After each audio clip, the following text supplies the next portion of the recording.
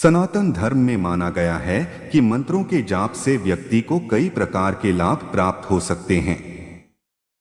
मंत्रों का जाप करने से व्यक्ति के जीवन में सकारात्मक बदलाव देखने को मिलते हैं। मंत्रों के जाप से व्यक्ति को न केवल मानसिक शांति प्राप्त होती है, बल्कि यह मंत्र आपके बिगड़े काम भी बना सकते हैं। कई लोगों को कड़ी मेहनत के बाद भी सफलता नहीं मिलती, जो व्यक्ति की निराशा का कारण बन जाती है। ऐसे में अगर आप भी हर कदम पर हार का सामना कर रहे हैं, तो इन मंत्रों के जाप से आपको लाभ मिल सकता है। आज हम आपको सफलता प्राप्त करने के लिए कुछ लाभकारी मंत्र बताने जा रहे हैं। दूर होंगे सभी कष्ट। रामाय रामभद्राय, रामचंद्राय वेद से रघुनाथाय नाथाय सीताया पत्ये नम। इस मंत्र में प्रभु श्री राम की महिमा को बताया गया है। ऐसे में यदि आप सुबह उठकर स्नानादि करने के बाद 108 बार इस मंत्र का जाप करते हैं, तो इससे जीवन में आ रहे सभी प्रकार के संकट दूर हो जाते हैं। आपको रोजाना इसी विधि से इस मंत्र का जाप करना है। बनेगा हर काम। राम लक्ष्मणो सीता च सुग्रीवो हनुमान कपि पंचैतान स्मरतो नित्य महाबाधा प्रमुच्यते। यह भी भगवान श्री राम का मंत्र है। यदि आप किसी जरूरी काम के लिए जा रहे हैं, तो घर से निकलने से पहले इस मंत्र का जाप जरूर करना चाहिए। इससे व्यक्ति के सभी जरूरी काम बनने लगते हैं।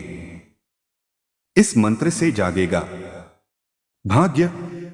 ऐं श्री भाग्योदय कुरु कुरु श्री ऐं फट। इस मंत्र को भाग्यनोत्ति मंत्र कहा जाता है, क्योंकि ऐसा माना गया है कि इस मंत्र के जाप से व्यक्ति का भाग्योदय हो सकता है। इस मंत्र का जाप अपनी श्रद्धा अनुसार 11, 21 या 51 बार नियमित रूप कर सकते हैं। इससे व्यक्ति को हर कार्य में सफलता मिलती है और उसके जीवन में सुख शांति बनी रहती है। जब शाम होते ही दिखने लगे ये संकेत, तो समझिए आपके घर आने वाली है मां लक्ष्मी। देवी लक्ष्मी का आराधना से साधक को धन धान्य और कीर्ति प्राप्त होती है। मां लक्ष्मी की कृपा से व्यक्ति की दरिद्रता दूर हो सकती है। शास्त्रों के अनुसार जब मां लक्ष्मी आपकी साधना से प्रसन्न होती हैं, तो शाम के समय आपको कुछ शुभ संकेत दिखाई देने लगते हैं। ऐसे में इस संकेतों को नजरअंदाज न करें। सनातन धर्म में माता लक्ष्मी को धन की देवी कहकर संबोधित किया जाता है। माना जाता है कि जिस घर परिवार पर मां लक्ष्मी जी की कृपा बरसती है, उसे कभी आर्थिक तंगी का सामना नहीं करना पड़ता। मां लक्ष्मी की कृपा से साधक के जीवन में सुख समृद्धि बनी रहती है। शास्त्रों में माना गया है कि देवी लक्ष्मी के आगमन से पहले व्यक्ति को कुछ संकेत मिलने लगते हैं, जो उसकी सोई हुई किस्मत को पलट सकते हैं। ऐसे में आइए जानते हैं कि वह शुभ संकेत क्या है। चिड़िया का घोंसला। अगर आप शाम के समय अपने घर या उसके आसपास चिड़िया का घोंसला देखते हैं, तो यह एक बहुत ही शुभ संकेत माना जाता है। इसका अर्थ है कि आपके घर मां लक्ष्मी का आगमन होने जा रहा है, जिससे आपके अच्छे दिन शुरू होने वाले हैं। छिपकली का दिखना। घर में आमतौर पर छिपकली देखने को मिल जाती है, लेकिन अगर आपको सूर्यास्त के बाद एक साथ 3 छिपकली देखने को मिलती हैं, तो यह भी धन आगमन का संकेत हो सकता है। इसका एक अर्थ यह भी हो सकता है कि आपको जल्द ही आर्थिक समस्याओं से छुटकारा मिलने वाला है। अगर शाम के समय आपको काली चिड़ियों का झुंड अपने घर में दिखाई देता है, तो इसे भी एक बहुत ही शुभ संकेत माना जाता है। इसका अर्थ है कि जल्द ही आपके परिवार पर मां लक्ष्मी की कृपा बरसाने वाली है। ऐसे में उन चींटियों को भगाने की जगह आपको उन्हें शक्कर या आटा खिलाना चाहिए। जब आने लगे ऐसे सपने, अगर आपको अपने सपने में बांसुरी, कमल, गुलाब का फूल या झाड़ू जैसी चीजें दिखाई देने लगती हैं, तो यह भी मां लक्ष्मी के आगमन का संकेत हो सकता है। ऐसे सपने आने पर व्यक्ति को जीवन में चल रही धन संबंधी समस्याओं से मुक्ति मिलती है। सफलता प्राप्त करने के लिए जरूरी है ये एक चीज। जाने भगवत गीता के अनमोल मंत्र। गीता की बातों को मानने से जीवन बदल जाता है। इसका अनुसरण करने वाले व्यक्ति को हर काम में सफलता मिलती है। आइए जानते हैं श्रीमद् भागवत गीता के अनमोल मंत्रों के बारे में। श्रीमद् भागवत गीता में भगवान कृष्ण के उन उपदेशों का वर्णन है जो उन्होंने महाभारत युद्ध के दौरान अर्जुन को दिया था। गीता में दिए उपदेश आज भी उतने ही प्रासंगिक हैं और मनुष्य को जीवन जीने की सही राह दिखाते हैं। माना जाता है कि गीता की बातों का अनुसरण करने से जीवन बदल जाता है और व्यक्ति को हर काम में सफलता मिलती है। आइए जानते हैं श्रीमद् भागवत गीता के उन अनमोल मंत्रों के बारे में जो हमें जीवन की कई अहम बातें बताते हैं। गीता की अहम बातें। गीता में श्री कृष्ण कहते हैं कि किसी भी कार्य में सफलता प्राप्त करने के लिए मन पर नियंत्रण रखना बहुत जरूरी है। काम करते वक्त अपने मन को हमेशा शांत और स्थिर रखना चाहिए। क्रोध बुद्धि का नाश करता है और इसकी वजह से बने बनाए काम भी बिगड़ जाते हैं। इसलिए मन को शांत रखने का प्रयास करें। श्रीमद् भागवत गीता के अनुसार हमें कोई भी कर्म बिना फल की इच्छा के बिना ही करना चाहिए। अगर किसी कार्य में सफलता प्राप्त करना चाहते हैं तो सिर्फ और सिर्फ अपने कर्मों पर ही केंद्रित करें। मन में कोई भी अन्य विचार आपको आपके लक्ष्य से भटका सकता है।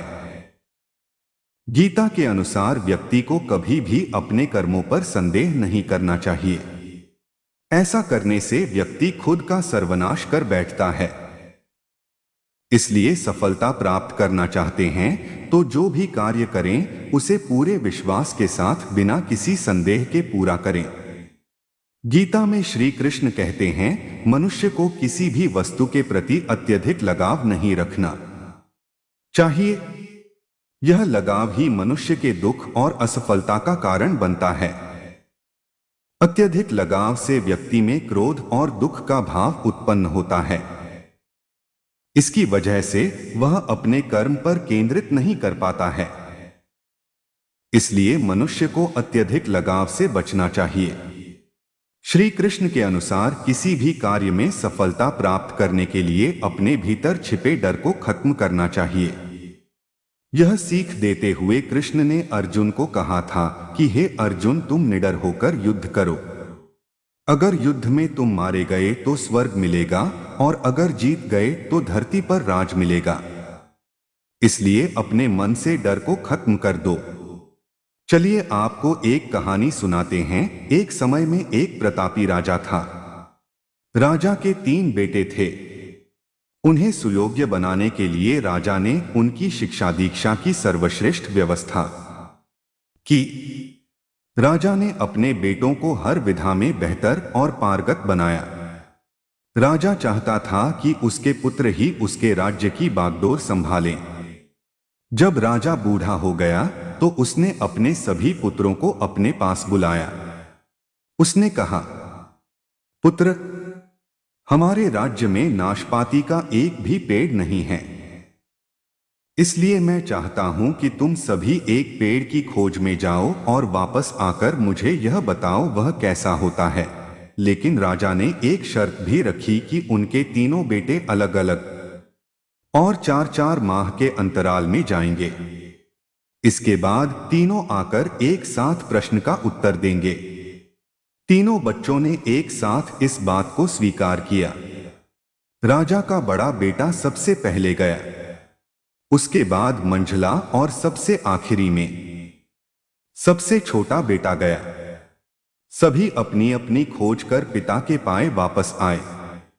राजा ने सभी से बारी बारी से पूछा कि बताओ वृक्ष कैसा होता है। सबसे बड़े बेटे ने उत्तर दिया और कहा कि पेड़ बहुत अजीब है। उसमें न कोई पत्ती, न कोई फल, वह एकदम सूखा है। यह सुन तुरंत ही मंझले बेटे ने कहा, नहीं तो वृक्ष तो बहुत हरा भरा होता है, लेकिन उसमें फल नहीं लगते हैं। बस यही एक बड़ी कमी है।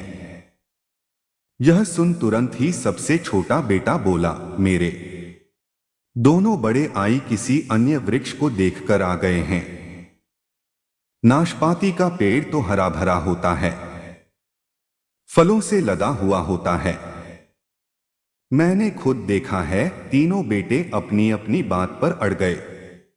तब उनके पिता ने कहा कि जो तुमने देखा उसे ही सही मानो, वास्तव में वही सत्य है। तुम तीनों नाशपाती का ही वृक्ष देखकर आए हो। जो तुमने बताया है वह उसी वृक्ष का है, लेकिन तुमने अलग अलग मौसम में उसे देखा है। यह सुन तीनों बेटे राजा की बात सुनकर तीनों पुत्र एक दूसरे का चेहरा देखने लगे।